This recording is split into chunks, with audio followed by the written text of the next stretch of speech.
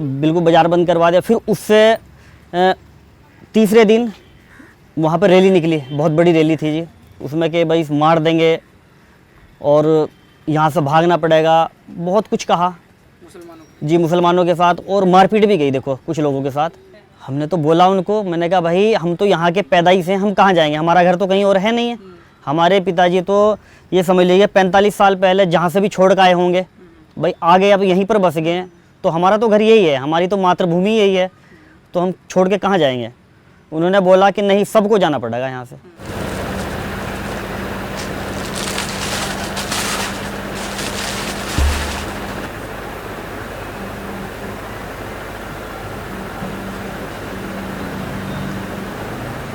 मेरा लगभग 50 लाख का नुकसान है जी, मोटा मोटा। लगभग मेरी दुकान में 40 से 45 लाख रुपए का माल था जी मेरी दुकान में, जो मुझे तुरंत वहीं छोड़ कर भागना पड़ा जी। अच्छा, घर का सामान है, मैं कुछ थोड़ा थोड़ा उठा कर लाया, सारा कैसे लाता जी। यहाँ पर आके मैं किराए पर रह रहा हूँ, फिर वहीं बस दुकान का सामान तो मेरा सारा लोगों ने लूट लिया था जी वहाँ पे।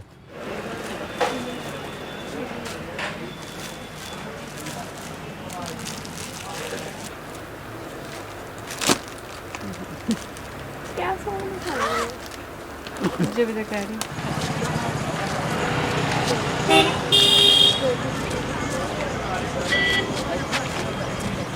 यदि आप में से किसी सज्जन या हमारी किसी माता बहन को किसी भी प्रकार का दर्द अच्छे जगह रात का बोले तो दूसरों के जानते तो दूसरे के घूमते फिरते हो और तो उसके पापा जाते कार्यक्रम में जाते और अगले दूसरा रास्ता हम गैस हाउस में रात का बुक करी। उसका विरोधी था और वो आतंकवादी के साथ मिलके, और मैं आपको बताऊं, सुन रहे भाई आते हैं टांग को था को गया तू हैं तीरों के कहीं तू कहेगा 10 तारीख को वहाँ जाना है। बोले कहां जाएंगे वो क्या और ते की लाइए मुंह बोल दे तो जानबूझकर कर रहे हैं।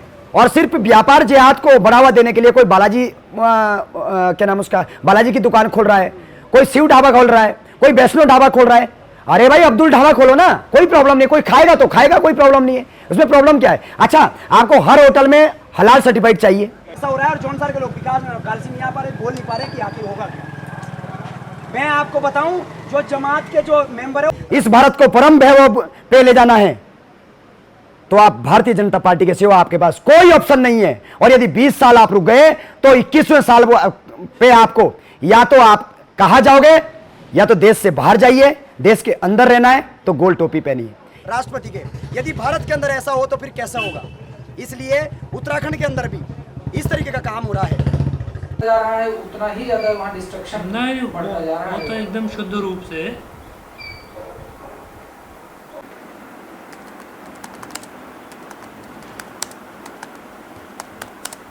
लेकिन पिछले 3-4 सालों में ये जो सांप्रदायिक ध्रुवीकरण करने की कोशिश है, ये जो सांप्रदायिक नफ़रत की राजनीति है, ये काफ़ी तेज़ हुई है।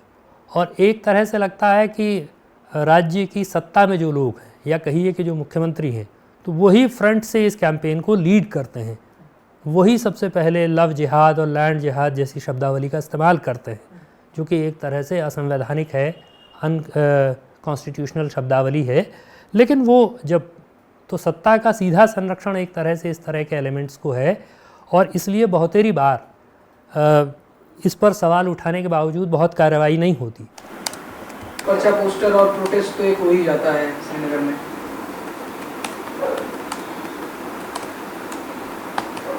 ये अलगाव अगर फूटेगा, ये अलगाव अगर इतनी खामोशी के साथ बैठा हुआ है, ऐसी लगातार उनको अपमानित किया जा रहा है, लगातार उनको अपने व्यापार व्यवसाय से विमुख किया जा रहा है, तो किसी पॉइंट पर तो होगा कि ये गुस्सा बाहर निकलेगा।